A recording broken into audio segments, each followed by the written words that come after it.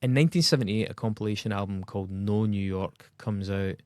It was actually compiled by Brian Eno. Which is wild in and of itself. Yeah, so Brian Eno was over, he was much sought after at the time. He's over in New York recording Talking Heads, of all people.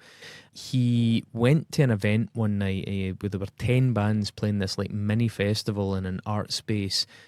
He spotted a scene emerging and he was like, well, I need to document this. He actually ultimately ended up recording 4 of the acts. In some cases, the recordings were just straight, like live performances with minimal miking, no overdubs. In some others, they were a bit more complex. Since then, it's clearly, in retrospect, become iconic. But no, it took a wee bit of stick at the time.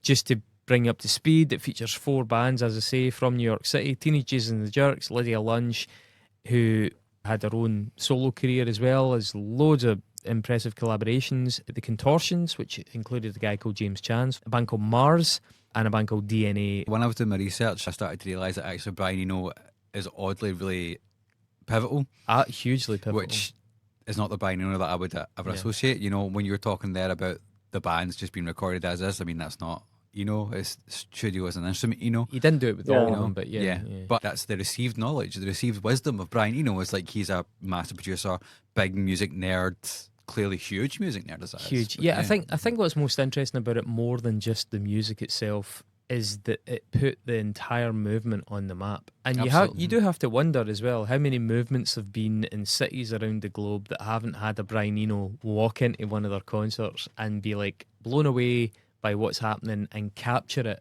and therefore kind of trap it in amber for the world to be able to appreciate generation after generation.